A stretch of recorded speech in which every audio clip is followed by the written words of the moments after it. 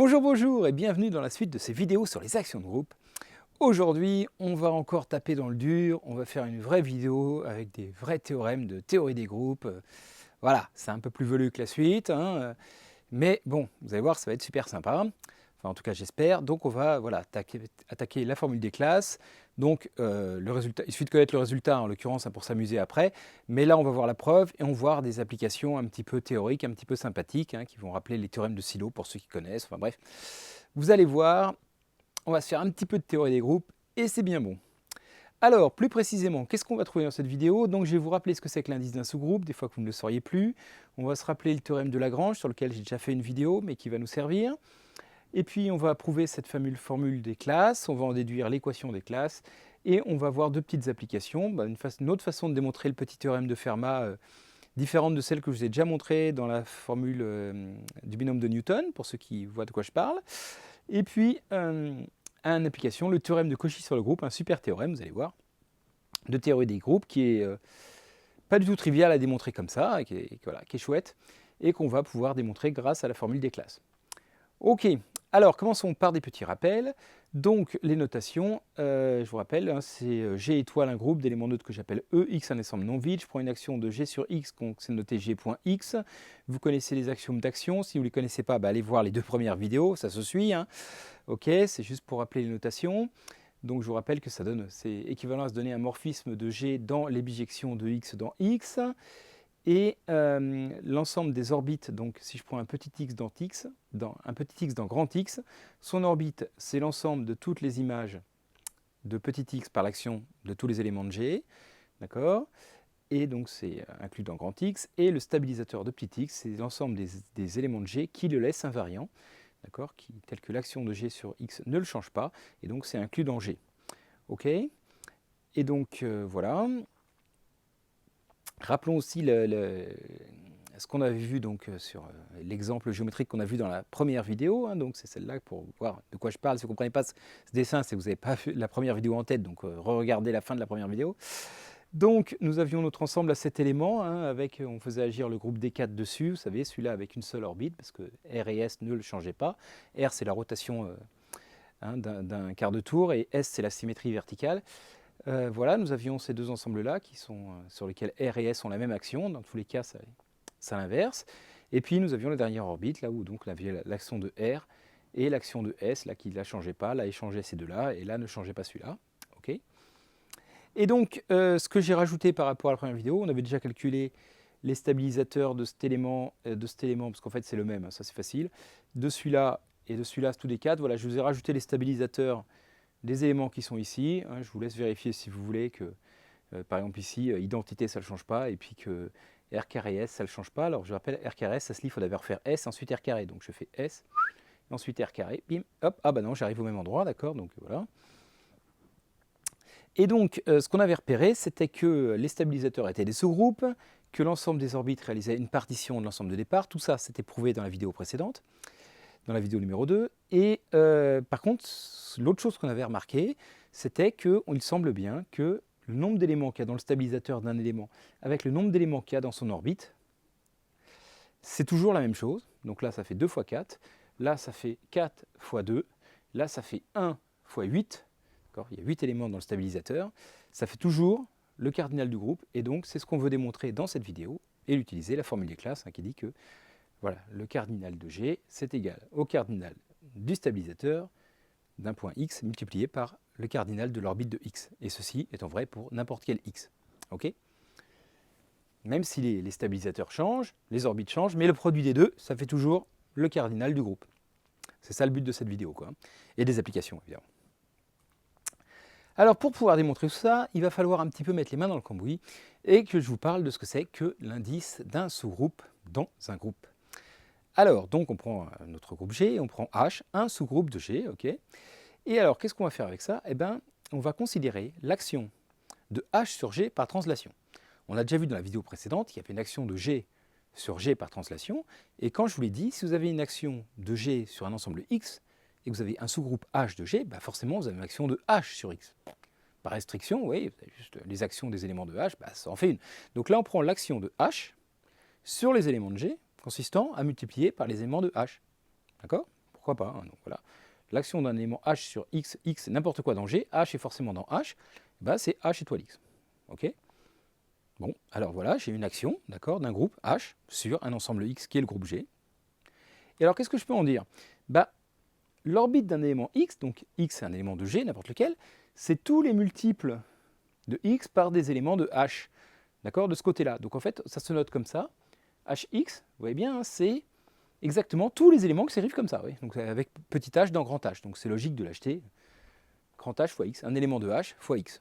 Okay, et on appelle ça une classe à droite. D'accord, hein. Pourquoi? Parce qu'il y a un petit X à droite.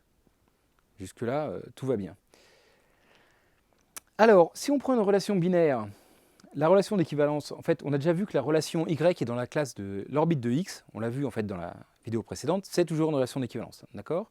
Et donc dans ce cas-là, en fait, on peut l'expliciter, cette relation d'équivalence, hein, on dit que X est équivalent à Y si Y fois X moins 1 est dans H. Pourquoi? Parce que ça, regardez bien, ça veut dire quoi? Ben, ça veut dire que Y appartient à HX. D'accord? Y est égal à X fois un élément de H. Hein, pourquoi? Parce que si Y, X moins 1 est égal à H, ben, je dis par X de chaque côté, j'obtiens Y égale HX. Ok, donc c'est la relation d'équivalence qui est équivalent à dire que Y est dans l'orbite de X, hein, donc on l'a déjà vu dans la vidéo précédente. C'est bien une relation d'équivalence. Et pourquoi elle est marrante et pourquoi j'en ai déjà parlé dans la vidéo sur le théorème de Lagrange et tout, c'est qu'en fait celle-là, cette relation d'équivalence, si on regarde bien, elle généralise la congruence. Puisque dans Z, dire que deux éléments sont congruents, bah ça veut dire que X moins Y est un multiple de N, autrement dit, est dans le sous-groupe NZ. Donc on a Z, on a un sous-groupe NZ, vous voyez, Z c'est G, H c'est NZ, et dire que X, la loi c'est plus, donc ça fait Y moins X appartient à NZ, c'est que Y est congru à X modulo N. Donc cette formule qui a l'air très compliquée, en fait, c'est une généralisation relativement naturelle d'un groupe quelconque de la relation de congruence modulo N dans Z. Ok? Donc voilà. Donc on peut faire la même chose de l'autre côté. Vous imaginez bien que si cette fois ma relation c'est X moins 1, Y appartient à H, du coup j'appelle ça petit h, je multiplie par X à gauche de chaque côté, j'obtiens que Y c'est XH. D'accord? Et donc on appelle ça les classes à gauche, l'ensemble des éléments qui s'appellent XH. Ok? Et si H vérifie que ces classes à droite sont égales à ces classes à gauche, d'accord, ça veut dire que en fait, pour tout élément X, X-1 HX est égal à H, c'est une autre façon de le dire. On dit que H est distingué. D'accord? C'est une définition. Hein. On dit qu'un sous-groupe est distingué si ses classes à droite sont égales à ses classes à gauche. Mais en général, il n'y a pas de raison que ça le fasse. Okay, donc on a deux partitions, puisque comme vous le savez, les classes d'équivalence d'une relation d'équivalence forment des partitions. Donc mon groupe G, j'ai des partitions avec H, HX1, HX2, HX3, des classes à droite, et une partition avec un autre X'1H, X'2H, X'3H, des classes à gauche de H qui ne sont pas forcément les mêmes, mais qui font deux partitions de G. Ok? Alors, l'application qui à X associe X-1, alors regarde, si je prends l'image de HX, qu'est-ce que ça donne? Ça donne l'image d'un élément qui s'écrit petit h fois X, son inverse c'est X-1 fois H-1. Donc ça donne bien X-1 fois un élément de H. Donc en fait, toutes mes classes à gauche et mes classes à droite, là, si je fais l'application, l'isomorphisme de G dans G, qui a X associe X-1, vous voyez bien que c'est un isomorphisme, il envoie une classe à gauche dans une classe à droite. D'accord? Et puis donc fatalement, d'une classe à droite dans une classe à gauche, puisque sa réciproque c'est exactement le même. Hein. D'accord? Cette application est idempotente, si je veux parler physiquement. Enfin, voilà, si je la fais deux fois de suite, ça ne fait rien. Donc, ça envoie les classes à droite sur les classes à gauche sur les classes à droite. Donc, ça veut dire qu'il en a le même nombre. D'accord? Donc, ce n'est pas les mêmes, forcément. Si H n'est pas distingué, les classes à gauche ne sont pas forcément les mêmes que les classes à droite, mais il y a le même nombre de classes à gauche que de classes à droite. Et bien, ce nombre de classes à gauche, qui est égal au nombre de classes à droite, on l'appelle l'indice du sous-groupe H dans G, et ça se note comme ça, un crochet G de point H. Alors le 2 points, en fait, il signifie un peu divisé, on va voir juste après pourquoi. N'allons pas trop vite.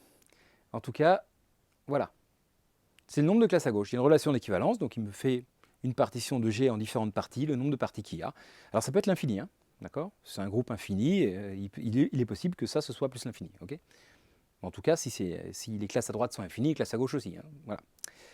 Donc voilà, c'est une définition, ok, c'est plus utile évidemment quand le groupe G est fini, ou en tout cas quand l'indice de H dans G est fini, ce qui est possible même si G est infini. Par exemple, l'indice des nombres pairs de 2Z dans Z, c'est 2, vous voyez, parce que Je peux évidemment décomposer, vous voyez, les nombres pairs et puis les nombres pairs plus 1. Voilà, j'ai deux classes, à droite ou à gauche, c'est commutatif là, qui font tout l'ensemble Z. Bon bref, je ne vais pas insister trop là-dessus. Voilà ce que c'est que la définition de l'indice. Et donc, on va revenir un petit peu sur le théorème de Lagrange, qu'on a déjà démontré. Eh bien, une fois qu'on a compris cette histoire d'indice, cette histoire de partition en classe à droite ou classe à gauche, eh bien, il suffit de remarquer que l'application de multiplication par G, qu'on a déjà vu de G dans G dans les vidéos précédentes, on a dit qu'elle était bijective parce que si je multiplie par G, je peux absolument annuler cette multiplication par G en multipliant par G-1. D'accord ? Eh bien, c'est pareil si je la fais sur les éléments de H. Je prends des éléments d'un sous-groupe H, je les multiplie par G, du coup, j'arrive plus dans H forcément. Peut-être j'arrive encore dans H, mais en tout cas, j'arrive dans l'ensemble de la classe à gauche GH. Okay, donc forcément, j'arrive pas dans H parce que s'il y avait un... Bon bref, pas discuter là-dedans, mais sinon c'est petit g est dans H en fait, si. C'est possible, hein. Si petit g est dans H, j'arrive encore dans H, mais sinon j'arrive pas dans H. Ok. Mais en tout cas, donc cette application-là qui est de H dans GH, elle est évidemment bijective aussi, puisque je peux faire l'inverse en multipliant tous les éléments d'ici par G-1. Et je reviens en arrière. Un élément qui s'écrit G petit h, bah, voilà, autrement dit, cette application elle est bijective parce que sa réciproque, c'est simplement la multiplication par G-1, qui existe aussi. Donc si j'ai une application qui permet de revenir en arrière, ça prouve que mon application est bijective. Okay, et donc tout ça, bah, c'est bien sympa, mais ça veut dire finalement que le nombre d'éléments qu'il y a dans GH, c'est le même que le nombre d'éléments qu'il y a dans H. D'accord ? Et puis du coup, en faisant la multiplication de l'autre côté, je peux aussi démontrer que c'est le nombre d'éléments qu'il y a dans HG. Donc en fait, alors si c'est l'infini, ça n'a pas tellement de sens, on est bien d'accord, mais c'est surtout important quand H est un sous-groupe fini, et bah, du coup, les classes à droite de H et les classes à gauche de H, elles ont toutes le cardinal de H. Elles ont toutes le même nombre d'éléments. Mais du coup, là, ça devient super sympa. Donc, ça forme une partition, d'accord ? J'ai des parties qui sont toutes disjointes 2 à 2, qui regroupent, qui recouvrent G, qui sont toutes non vides, toutes disjointes, toutes le même nombre d'éléments, cardinal de H. Bah, du coup, et il y en a un nombre, le nombre c'est l'indice de H dans G. Bah, du coup, j'en déduis que le nombre d'éléments dans G, bah, c'est cardinal de H pour chaque classe. Il y en a combien ? Elles ont toutes le même nombre d'éléments cardinal de H. Il y en a l'indice de H dans G. Donc l'indice de H dans G fois cardinal de H, ça fait cardinal de G. Et là maintenant, on comprend cette notation un peu G divisé par H, parce que regardez, finalement l'indice de G dans H, c'est égal à cardinal de G divisé par cardinal de H, hein, quand tout est fini. Le nombre d'éléments dans G divisé par le nombre d'éléments dans H, ça fait ce truc-là. Ok ? Et donc ça prouve aussi ce que donc le théorème de Lagrange, là, ce qu'on dit après, c'est que donc du coup, la conséquence, le cardinal de H est un diviseur du cardinal de G. Okay, un sous-groupe d'un groupe fini G a un nombre d'éléments qui est un diviseur du nombre d'éléments de G. Bon, voilà, c'est une conséquence évidemment de ça, c'est plus précis parce qu'on a même la formule exacte, mais voilà. Et donc, voilà, j'ai prouvé ça en détail, j'en ai parlé, donné des applications marrantes dans la vidéo théorème de Lagrange que je vous incite à aller voir. Si j'y pense, je mettrai un petit lien là au-dessus pour aller y retourner la voir. Ok. Donc ensuite, une petite notation, l'ensemble des classes à gauche est noté G sur H. Donc effectivement, si H est distingué, alors c'est l'ensemble des classes à droite et aussi l'ensemble des classes à gauche. Et dans ce cas-là, je vais un peu plus loin pour ceux qui veulent, l'ensemble des classes d'équivalence G sur H, on peut le munir d'une structure de groupe, c'est-à-dire on peut multiplier les classes à droite et obtenir des classes à droite. Voilà, ce qui est pas vrai si H n'est pas distingué en général, mais voilà. Donc, mais dans tous les cas, même si H n'est pas distingué, c'est l'ensemble des classes à gauche, il faut bien faire un choix, elles ne sont pas égales à l'ensemble des classes à droite, que je vais appeler G sur H et qu'on note traditionnellement G sur H. La plupart du temps, quand on fait un quotient comme ça, quand on regarde des classes d'équivalence par cette relation, en fait il y en a deux, là c'est celle à gauche, on prend un sous-groupe distingué. Comme ça, il n'y a pas besoin de s'embêter, et hop, c'est les mêmes, et on dit le quotient de G sur H, d'accord ? Donc voilà. Mais dans ce cas particulier, moi j'ai envie de ne pas me restreindre au cas où d'un sous-groupe distingué. Donc ce que je vais noter G sur H, c'est les classes à gauche. Voilà, on vient choisir un truc. Comme on fait des actions à gauche, j'en ai déjà parlé dans la vidéo précédente, bon, c'est les classes à gauche. Ok, très bien. Eh bien alors, ce que je vais démontrer maintenant, et qui va nous permettre d'aboutir à la formule des classes, c'est que j'ai une bijection, donc qui n'est pas un morphisme de groupe, parce que je rappelle, une orbite, c'est pas du tout un groupe. D'accord, X, c'est un ensemble qui n'a pas forcément de structure du tout. Ok, donc l'orbite de X, c'est une partie de X, donc c'est pas du tout un morphisme ou quoi que ce soit, une application linéaire. Enfin voilà, ça c'est, on ne sait pas. D'accord, mais en tout cas, il y a une bijection entre les classes à gauche du sous-groupe H stabilisateur de X dans G, d'accord, donc voilà, les classes à gauche de ce sous-groupe-là, et l'orbite de X. Ok, et donc même je l'explicite clairement, donc ça c'est une classe à gauche, bah, c'est du coup c'est un élément G fois ce sous-groupe, hein, stabilisateur de X. Et l'image de cette classe à gauche, c'est G.X. Ça, c'est bien un élément de l'orbite de X. Par définition, vous savez, c'est l'ensemble des G.X, l'orbite de X. Donc, a priori, voilà, on vérifiera que c'est bien défini, parce qu'il faudra montrer que si je prends deux G qui donnent la même classe, ça donne le même élément, etc. Enfin, on va faire du boulot, on va le prouver, mais voilà. Ce que je vous annonce, c'est que cette application-là est bijective. D'accord? Donc, le nombre de classes à gauche, hein, de stabilisateurs de X, c'est égal au nombre d'éléments qu'il y a dans l'orbite. Du coup, ça veut dire que si l'orbite là de OX est finie, parce que sinon, bon, si c'est plus l'infini, c'est moins marrant. Si elle est finie, le nombre d'éléments qu'il y a dans l'orbite de X, c'est exactement l'indice du stabilisateur de X dans G. Et donc, en utilisant maintenant le théorème de Lagrange qu'on vient de voir, on peut en conclure que le cardinal de OX multiplié par le cardinal du stabilisateur de X, c'est égal au cardinal de G, qui était donc le résultat que j'énonçais en début de vidéo et que je voulais prouver. Ok, j'espère que vous voyez tout ça. Si on arrive à démontrer ça, ça c'est une conséquence juste immédiate, hein, parce que c'est juste la définition du nombre d'éléments de ça, c'est ça. D'accord? Et puis, juste, voilà, j'écris cardinal de OX quand il est fini, parce que bon, s'il y en a un nombre infini, bon bref. Et ensuite, simplement, c'est l'utilisation du théorème de Lagrange qui dit que ce nombre-là, c'est cardinal de G divisé par cardinal de stabilisateur de X. Donc je multiplie par cardinal de stabilisateur de X et j'obtiens cette petite chose-là. Donc voilà. Donc dans un groupe fini, on a bien ce qu'on annonçait, hein, pour chaque orbite, le nombre d'éléments dans l'orbite multiplié par le nombre d'éléments dans le stabilisateur, qui de fait est donc le même nombre pour chaque X dans la même orbite, hein, fatalement, est toujours égal à cardinal de G. Donc voilà, maintenant il va falloir démontrer ça. Alors pour le faire démontrer, déjà il faut faire des dessins pour le faire sentir, parce qu'en fait c'est assez naturel. Là ça a l'air hyper abstrait, on n'y voit rien du tout, mais si on réfléchit 2 secondes, c'est assez naturel. Regardons notre exemple. Donc voilà, j'ai un élément, là je prends X cet élément-là, j'ai son stabilisateur, là c'est identité et S. Okay, et donc son orbite, c'est ces 4 éléments-là. Quel rapport je vais pouvoir avoir entre les éléments de cette orbite et les classes à gauche de S? Regardez. Comment je peux faire pour passer de celui-là à celui-là? T'as qu'à faire R. Ok, mais je peux faire quoi d'autre? Je peux d'abord faire S et puis ensuite R. Ok, donc c'est ce que je fais là. Je fais d'abord S, ensuite R, boum, ça donne aussi ça. Vous voyez, donc je trouve deux façons. Après me dire, oh, tu aurais pu faire R3, puis S. Ok, non mais d'accord. Mais j'en ai déjà trouvé deux qui permettent d'aller de là à là. Ok? Et donc ça, regardez bien, vu que H c'est identité S, ça c'est RH, R identité, RS. Marrant. Pour passer de là à là, je peux faire R carré, ou je peux faire d'abord S, ensuite R carré, donc R carré S. Ok? Et peut-être d'autres façons plus compliquées, mais...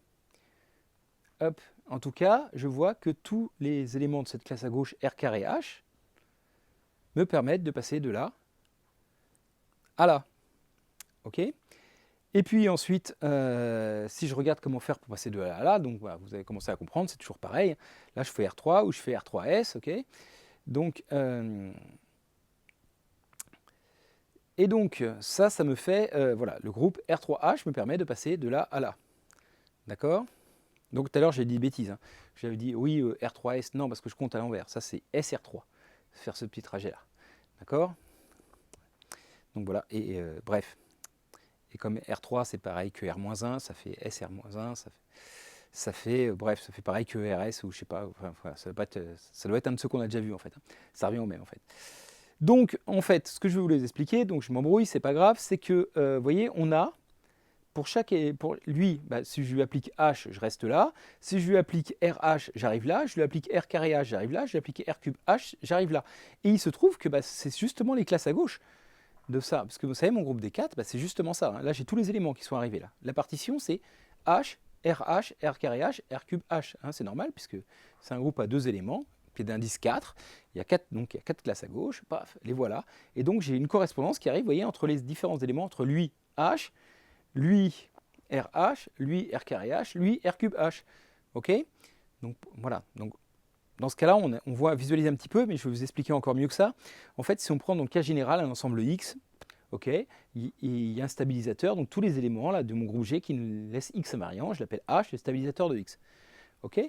Bon, je sais que mon groupe, il s'écrit, quel que soit ce groupe H, donc en particulier pour ce H-là, il s'écrit un certain nombre, c'est un groupe fini en tout cas, un certain nombre de classes à gauche, d'accord, de H. Même si G est infini, H est infini, il est possible que l'indice soit fini. Donc je me mets dans ce cas-là, imaginons que ce soit l'indice fini.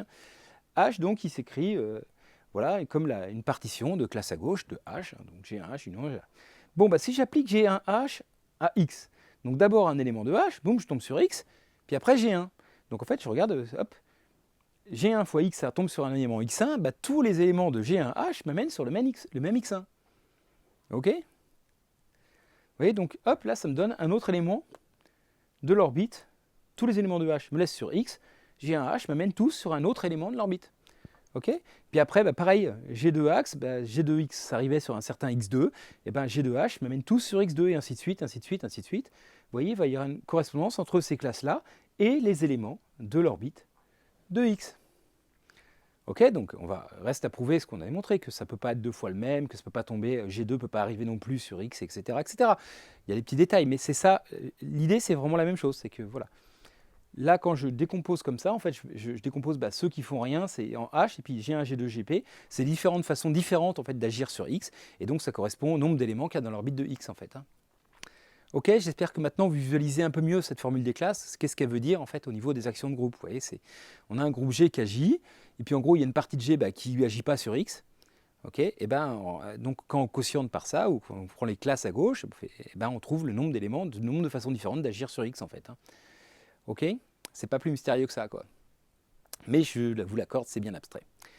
Allez, maintenant on va faire la preuve, donc elle n'est pas bien dure, vous allez voir, hein, c'était juste pour essayer de visualiser un peu ce que ça veut dire, parce que là on est quand même un petit peu dans l'abstraction complète. Donc on appelle H le stabilisateur de X, hein. X c'est un élément de grand X quelconque, donc voilà, déjà c'est bien abstrait. Et puis dans l'ensemble des classes à gauche de G par rapport à ce groupe H, ok, on associe donc l'application qui est à GH associe G.X, l'image de G par X, exactement ce qu'on a fait dans le dessin d'avant. Hein. Alors, il faut déjà montrer que c'est bien défini. Pourquoi? Parce que là, une même classe à gauche, G.H, il y a plusieurs façons de la dire, vous savez, parce que une classe à gauche, il y a d'autres, tous ceux qui sont équivalents à G, il y a la relation d'équivalence, c'est aussi leur classe, quoi. Donc, il peut y avoir G1H qui est égal à G2H, c'est pas un problème, hein. D'accord? Donc, si G1H est égal à G2H, il n'y a pas de raison que ça n'arrive pas. Alors, ça veut dire que G2 appartient à G1H. Ben oui, ça c'est évident, parce que ça c'est G2 fois E. C'est donc un élément de G1H, d'accord? Donc, il existe un H dans H, tel que G2 égale G1 fois H. Ok? C'est la relation d'équivalence, vous savez, hein, c'était G2, G1 moins 1 appartient à H, donc on retrouve exactement ça. Hein. Ok? Ou plutôt G1 moins 1 fois G2 appartient à H, ouais, donc, ok? Parce qu'il faut multiplier de ce côté-là par G1 moins 1, il faut être prudent, c'est pas commutatif mon affaire. Hein. Donc ok, donc G1 moins 1, G2 appartient à H, c'est sa relation d'équivalence, donc bref, toujours la même chose, donc voilà. Et alors ça, du coup, qu'est-ce que ça veut dire? Donc je suppose que j'ai ça, et moi je vais regarder, est-ce que G1.x est égal à G2.x? Je vous rappelle, c'est ça mon objectif. Je prends deux classes qui sont deux représentants différents, la 2G qui donne la même chose ici, il faut que ça donne la même chose à l'arrivée, quoi. Ok, alors G2.x, du coup, qu'est-ce que ça donne? Je vais remplacer, vu que G2 c'est G1 étoile H, c'est G1 étoile H.x. Mais là, d'après l'axiome des actions de groupe, vous savez que une action comme ça d'un produit, en fait, c'est la composée des actions de H et de G1. Donc autrement dit, c'est G1.H.x. Ok? Mais alors, H.x, H c'est un élément de stabilisateur de H qui est le stabilisateur de X. Donc H.x, c'est X. Et du coup, ça fait G1.x. Ah voilà. G2.x est égal à G1.x. Donc cette application-là est bien définie. Ok? Des classes à gauche, on peut bien définir ça. Ça donne toujours la même élément de l'orbite. Fantastique. Alors maintenant, montrons que psi est injective. Donc, alors comme d'habitude, on va supposer que j'ai une image qui soit atteinte par deux éléments. Supposons que G1.x soit égal à G2.x ici. Donc dans l'orbite de x, je suppose que G1 et G2 arrivent au même endroit. Ok. Alors, qu'est-ce que ça veut dire? Ça veut dire que du coup que G1 moins 1 étoile G2 de x, c'est x. Pourquoi? Parce que vous voyez, c'est G2 de x et G1 de x. Si j'applique G1 moins 1 à ça, ça fait x. Donc G1 moins 1 de G2.x, ça fait x. Et donc ça fait G1 moins 1 étoile G2 de x, qui est égal à x. Mais donc ça veut dire que ce nombre-là, G1 moins 1 étoile G2, c'est dans le stabilisateur de x. Donc c'est dans H. Ok? Mais du coup, si je multiplie par G1, ça veut dire que ça s'écrit petit h. Donc je multiplie par G1. G2, il s'écrit G1 fois petit h. Donc G2 appartient à la classe À gauche, j'ai un H. Et donc, j'ai 2H. Du coup, je multiplie encore par H de ce côté-là, ça reste bien inclus dans G1H. Donc G2H est inclus dans G1H. Ok? Bon, maintenant, mon raisonnement, je peux faire exactement le raisonnement symétrique. Au lieu de prendre en multipliant par G1-1, je multiplie par G2-1. Hein. Et je vais faire exactement le même truc, parce que là, au début, c'était symétrique en G1, G2. Vous voyez, j'arrête à une conclusion qui n'est pas symétrique en G1, G2. Donc, je peux faire le même raisonnement à l'inverse, pour montrer que G1H est inclus dans G2H. Et donc, finalement, que G1H est égal à G2H. Autrement dit, si j'ai même la même image, bah forcément, j'ai le même antécédent au début. Hein. Si G1X égale G2X, alors G1H égale G2H, et donc l'application est injective. Il n'y a pas d'histoire de noyau, hein, tout ça, pour les gens qui auraient essayé, parce que je vous rappelle, ce n'est pas un morphisme, cette application. Ici, il n'y a pas de structure, hein, d'accord? Alors maintenant, montrons que phi est surjectif. Vous montrez que n'importe quel élément de l'orbite s'écrit G.X, mais d'un autre côté, si, ça c'est encore le plus simple, hein, que j'ai gardé pour la fin. Si Y est dans l'orbite de X, par définition, ça veut dire qu'il existe un G dans grand G, et que Y égale G.X. D'accord? Bah donc du coup, bah, je prends la classe G.H, bah, voilà, c'est psi de G.H, c'est bien Y, il n'y a pas de doute. On a déjà vu que pour tous les éléments de la classe, ça donnait la même chose, ok, mais voilà. Donc trouver un antécédent, c'est très facile parce que, ok, on sait justement que c'est par définition l'orbite de X, c'est ceux qui peuvent s'écrire comme ça. Et voilà, et ben ça fait la preuve. L'application est bien définie, elle est surjective, donc j'ai bien une bijection entre G sur H et l'orbite de X, et donc la formule des classes en découle. Et voilà. Ok, c'était pas si simple, j'avoue. Bon. Alors par contre, maintenant, on va pouvoir en déduire l'équation des classes, et ça, vous allez voir, c'est pas très dur. Si je prends donc toujours un groupe fini, cette fois, enfin qui agit sur X fini, donc les mêmes notations, mais je prends des groupes finis pour pouvoir appliquer mes formules des classes de façon non triviale, parce que c'est juste l'infini égale l'infini, c'était pas très marrant.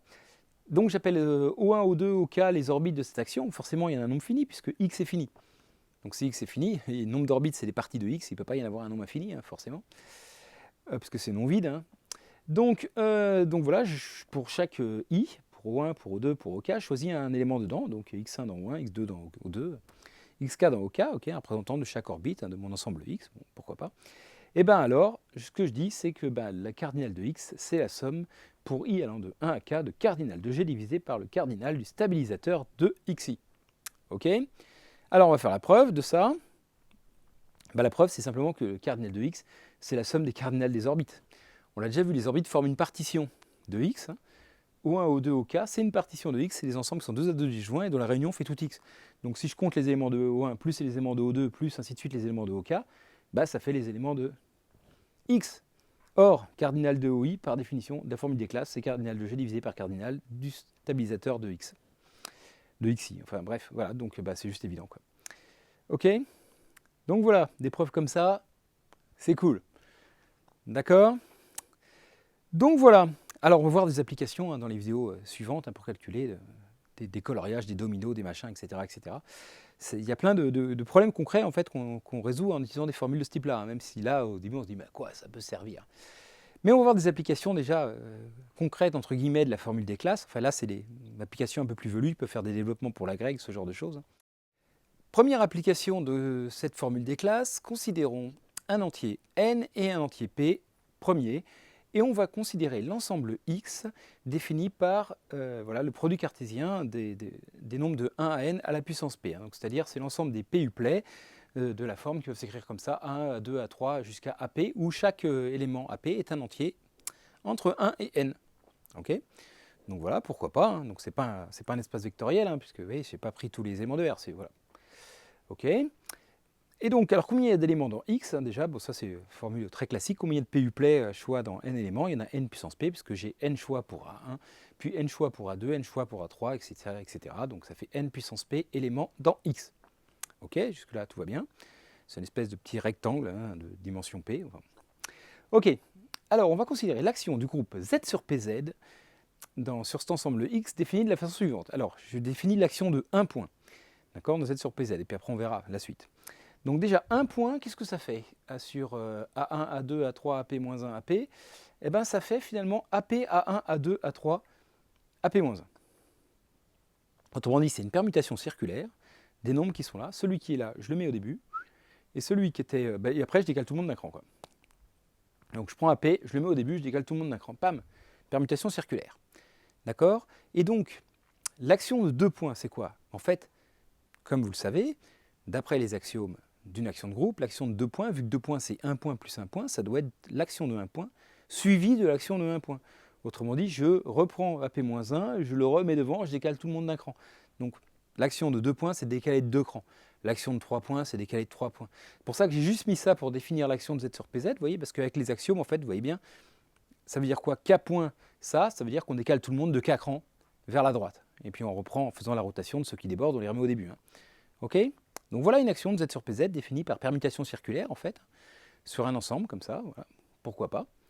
Et donc on va voir que cette propriété, cette action par permutation circulaire nous permet de démontrer un truc très sympa. Alors, donc déjà, je vais regarder quels sont les x dont l'orbite est 1. Bah, si x, il s'écrit A, où A est un élément quelconque entre 1 et n, genre 1, 1, 1, 1, 1, 1, ou 2, 2, 2, 2, 2, 2, 2, 2, 2, bah, l'action de 1 point ne le change pas. D'accord? Mais du coup, l'action de 2 points non plus, de 3 points non plus, etc. etc. Donc, okay, le stabilisateur de x, en fait, c'est tout le groupe Z sur PZ. Et donc, son orbite, eh bien, il n'y a que lui dedans. Hein, d'accord? Tous les éléments de Z sur PZ le laissent invariant. Donc, l'ordinal de son orbite, c'est 1. Jusque-là, ok, on va me dire, pas de problème. Donc maintenant, si je prends un élément A1, A2, A3 jusqu'à AP, avec 2 éléments différents dedans. Ce n'est pas tous le même. AI différent de AJ. Bon, bah, si ce n'est pas tous les mêmes, il y a forcément un endroit où il y en a 2 qui suivent qui ne sont pas les mêmes. Oui. Donc, du coup, l'image de 1 point sur lui ne va pas être lui-même. D'accord? Donc, dans l'orbite de X, il y a strictement plus qu'un point. Il n'y a pas que X, quoi. D'accord? Dès qu'il y a 2 éléments différents, bah, en décalant, je n'ai pas toujours trouvé la même chose. C'est juste évident. D'accord? Bon, bref. Donc, son orbite est strictement plus grande que 1. Or, d'après la formule des classes, on sait que cardinal de l'orbite de X multiplié par le cardinal du stabilisateur de X, c'est le cardinal de Z sur PZ, c'est P. Donc, le cardinal de l'orbite de X est un diviseur de P. Or, P est un nombre premier. D'accord? Donc, si c'est plus grand que 1, bah, c'est que c'est P. Donc, il n'y a pas le choix. Dès qu'il y en a 2 différents, bah, ils sont tous différents, en fait. Dès que je décale, ça ne peut pas faire le même qu'au début. Hein, c'est assez surprenant, mais en fait, bon, c'est comme ça. Ok, donc dans l'orbite de X, il y a P éléments. Jusque-là, tout va bien. Et donc finalement, si j'y réfléchis bien, donc j'utilise mon équation des classes, en gros, hein, le cardinal de X, c'est la somme des orbites de tous les éléments. Alors j'ai trouvé qu'il y avait n éléments ici, dont l'orbite était de taille 1, ceux qui sont tous égaux, bah, il y en a n, c'est que des 1, que des 2, que des 3, jusqu'à que des n. Il y en a n, donc voilà, n dont l'orbite vaut 1. Et ensuite, un certain nombre, m, je ne sais pas combien, dont l'orbite vaut p. D'accord? Hein, ce n'est pas tous les autres, parce que dans la même orbite, il y en a plusieurs, et tout ça. Donc voilà, bon, je ne m'embête pas, ce n'est pas ce qui m'intéresse. Il y a un certain nombre d'orbites, après, qui ne sont pas de cardinal 1, mais comme toutes ces orbites ont taille p, j'obtiens finalement que le cardinal de x, c'est n, plus un multiple de p. Donc le cardinal de x est congru à n, modulo p. Or, le cardinal de x, c'est n puissance p. J'en déduis que n puissance p est congru à n modulo p. Voilà, n et p, 2 entiers non nuls quelconques, p un nombre premier, alors on a n puissance p congru à n modulo p. Voilà une preuve alternative du petit théorème de Fermat que je trouve bien sympathique, d'accord, faite avec les actions de groupe. Ok? Donc il y a d'autres façons de démontrer ça, hein, voir la vidéo sur les binômes de Newton où je fais une autre preuve de ça, mais celle-là est rigolote. Alors une application par contre qu'on ne peut pas faire, enfin en tout cas je ne sais pas comment démontrer moi sans les actions de groupe, c'est ce fameux théorème de Cauchy, donc on doit à notre ami Augustin Louis. Voilà, alors, qu'est-ce que ça dit? Ça, c'est un super résultat de théorie des groupes, hein, d'accord? C'est le plus puissant que je démontre après le théorème de Lagrange. Si G est un groupe fini de cardinal n et P est un facteur premier de n, donc par exemple, je ne sais pas moi, si G est de cardinal 20, hop, ah bah, il y a 5 comme facteur premier et 2. D'accord? Si c'est, je ne sais pas, si G est cardinal, je ne sais pas moi, 49, ah bah il y a 7 à facteur premier. Ok? Voilà. Donc, bref. Donc voilà, bref, vous savez décomposer quoi. N se décompose en produit de facteur premier. Eh bien, il existe donc un élément de G d'ordre P. D'accord? Donc en particulier, le sous-groupe engendré par cet élément, il contient P éléments. Donc déjà, on peut dire, voilà, dans un sous-groupe à 20 éléments, il y a forcément un sous-groupe à 5 éléments. Et un sous-groupe à 2, ce qui est pas mal. Hein. Mais encore plus que ça, en plus, un sous-groupe cyclique à 5 éléments.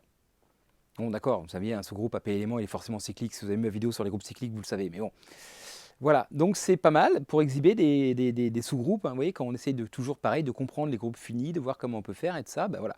Là, un sous-groupe de cardinal, moi je sais pas, 18, ben, il a un sous-groupe à 3 éléments, bon c'est pas terrible. Ok, 25, il a un sous-groupe à 5 éléments, voilà, bon bref. 26, il a un sous-groupe à 13 éléments, pas mal. Il a un sous-groupe d'indice 2, voilà, bon bref. Donc voilà. Alors, c'est un peu moins bien que les théorèmes de P-Silo, parce que le théorème de Silo, le premier théorème de Silo, il dit que si ça se divise par P, ok, mais ça se divise peut-être par P au carré, P au cube, et par P puissance n, alors il y a un sous-groupe de cardinal P puissance n, la puissance maximale. Donc on arrive à trouver des sous-groupes plus gros, d'accord? Et c'est ça qu'on veut en fait. On aime bien trouver des gros sous-groupes, des G. Enfin, pour essayer de comprendre comment ils sont foutus, quoi. Parce que des petits, c'est pas trouver un élément d'ordre 4, ah, on a trouvé un sous-groupe d'ordre 4, bon ok. Mais trouver des gros sous-groupes, c'est dur. Bon. Donc ça, c'est un peu moins bien que le premier théorème de Silo, mais ça se démontre vachement plus facilement, vous allez voir, hein. Grâce à nos histoires d'action de groupe, on va réussir à démontrer ça relativement, je dis bien relativement, aisément. Ça fait partie des théorèmes les plus abstraits que je fais quand même, hein. Ok, alors essayons de faire quand même la preuve de ce joli théorème-là. Alors on va considérer comme ensemble X, parce que toujours il y a une action d'un groupe sur un X, alors l'ensemble X que j'ai considéré, c'est l'ensemble des PUplets d'éléments de G qui vérifie en plus une condition, c'est que le produit de G1, G2, Gp dans cet ordre-là, hein, parce que G n'est pas de raison d'être commutatif, est égal à l'élément neutre de G est égal à E. Bigre. D'accord? Alors la première chose à remarquer, c'est que si je prends cette équation-là et que je la multiplie par G1-1 de ce côté-là et par G1 à droite, alors ici, bah, du coup, ça fait G1-1 fois E fois G1, ça fait du coup G1-1 fois G1, ça fait E. Et puis de l'autre côté, bah, finalement, G1-1 fois G1, ça dégage, ça fait G2, étoile, étoile Gp, étoile G1. Donc finalement, si ça marche pour 1, 2, P, ça fait E, alors pour 2, 3, 4, P, 1, ça marche aussi. Et donc si je recommence, vous voyez, par rotation, comme ça, en fait, ça me fait toujours E. Ce n'était pas du tout évident, parce que si je change l'ordre de G1, G2, il n'y a pas de raison que ça fasse E là. Mais par contre, si je commence par G2 et je finis par G1, ça va encore faire E, et ainsi de suite. Donc, je peux faire des permutations circulaires de mes ensembles, de mes éléments là, dans mon PUplet, et ça continuera à appartenir à X. Donc, je peux faire agir Z sur PZ exactement de la même façon que précédemment, d'accord, sur X. Et donc, un point, ce PUplet là, ce sera G2, G1, Gp, G1. 2 points, ça, ce sera, on commence par G3, etc. etc. C'est la même action qu'on a vue précédemment, d'accord? Et donc, comme précédemment, bah, du coup, le cardinal d'une orbite, comme c'est un diviseur de P, c'est soit P, soit 1. Ça, on est tranquille, d'accord? Donc, si j'appelle S le nombre de cardinal d'orbite de cardinal 1, bah forcément, le nombre d'éléments dans X, c'était congru à S modulo P. C'est exactement le raisonnement qu'on a fait pour dire que n puissance P était congru à n modulo P. Hein, précédemment, il y avait n orbites, d'accord, de taille 1, bah, du coup, on avait, et puis X était n puissance P, donc voilà. Bon, bah là, je généralise.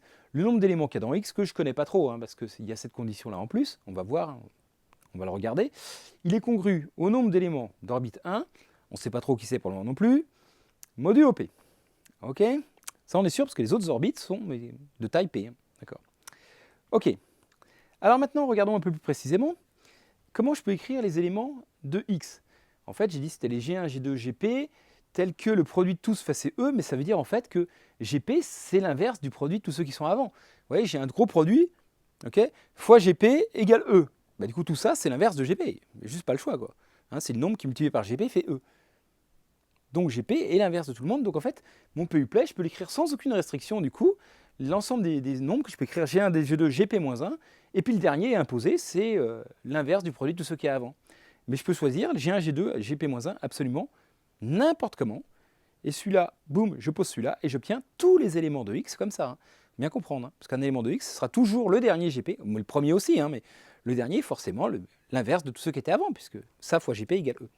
Donc on a vraiment tous les éléments de X comme ça, et donc du coup c'est plus facile à calculer, parce que du coup bah, c'est le nombre d'éléments qui peuvent s'écrire comme ça, et donc bah, si dans G il y a n éléments, c'est n fois n fois n fois n fois n p-1 fois, et donc le cardinal de X c'est n puissance p-1. Ok? Or, n, rappelez-vous, c'est le cardinal de mon ensemble G, et G, il admet, P c'était un facteur premier de n. Hein. D'accord? C'est mon hypothèse de début, vous vous rappelez, hein, j'ai montré qu'il existe un élément d'ordre P dans mon groupe, dont le cardinal n est un multiple de P. Donc n est un multiple de P, c'est dans mon hypothèse. Bah donc Donc du coup, n puissance p moins 1, c'est aussi un multiple de p, donc cardinal de x est congru à 0 modulo p. Jusque-là, pas de souci. Mais donc, comme cardinal de x était congru à s modulo p, du coup, s est congru à 0 modulo p, ça, je vous rappelle, c'est s, l'ensemble, le nombre d'éléments dont l'orbite est réduite à 1, d'accord? Le nombre d'éléments dont l'orbite est égale à 1. Donc il est congru à 0 modulo p. Ok? Bon. Très bien. Alors maintenant, on va essayer de regarder un peu ce que ça veut dire que le cardinal de OX est égal à 1. Okay, ça veut dire finalement que, comme vous l'avez compris la dernière fois, pour dire que quand je fais une permutation, je tombe sur le même élément, d'accord, de mon couple, là G1, G2, GP, eh bien quand je tourne, hop, tous les éléments doivent être les mêmes, d'accord? Il faut que tous les éléments soient les mêmes, parce que sinon, s'il y a deux éléments qui suivent qui ne sont pas les mêmes, quand j'appuie par 1, je ne trouve pas le même élément qu'au début. Même si le produit fait toujours E, hein, c'est pas ça la définition. C'est tous les couples que je peux faire dans X, dont le produit valait E. Voilà. C'est pas le même couple, c'est pas les mêmes éléments partout, d'accord? Donc dire que l'orbite de x vaut 1, ça veut dire que x peut écrire g, g, g, g, g, g, g, avec du coup g puissance p qui vaut e. Le produit de tous, hein, d'accord? Bon, justement, c'est ce que je vous montrais qu'il existe. Hein. Je vous rappelle, je vous montrais qu'il existe des éléments d'ordre p. Ok, mais a priori, là, ouais, c'est 0 modulo p, ça pourrait être 0. Sauf que, coup de bol, je sais que pour e, ça marche. D'accord? Donc je sais que cardinal de g puissance p égale e, c'est s. D'accord? Il y en a autant dans S que d'éléments qui vérifient ça, puisqu'il y en a un à chaque fois. Hein. Et coup de bol, il y a E puissance P qui vaut E. D'accord? Donc dans S, j'ai au moins E. Et je sais bien, il n'est pas d'ordre P, E. Mais E puissance P, ça fait E. Donc il y en a d'autres, parce que S c'est plus grand que 1 et c'est un multiple de P. Donc S c'est au moins égal à P. Peut-être 2P, 3P, 4P, mais en tout cas c'est plus que... Vous voyez, comme c'est un multiple de P et que c'est pas 0, du coup c'est au moins P. Donc il existe des éléments différents de E, et même au moins P-1, tels que G puissance P égale E. D'accord? Mais alors, du coup, l'ordre de G, là, c'est un diviseur de P, mais c'est pas 1, parce que G, c'est pas E. Donc c'est forcément P, parce que P est un nombre premier. D'accord? Donc voilà, j'ai trouvé un G, même plein, au moins P-1, dont l'ordre de G est P, ce qui prouve le théorème. Ok? Et donc voilà, c'est terminé pour cette fois. On a fait le plus dur, les exercices les plus difficiles à mon avis. On va pouvoir maintenant un peu plus se détendre avec les parties laissées fixes par le plan et l'espace. Enfin bref, tout ça, c'est pour la suite. Si vous êtes encore là, c'est que vous êtes des champions. Merci encore une fois à ceux qui me soutiennent sur Tipeee. Et puis je vous dis à tous, à bientôt pour la suite.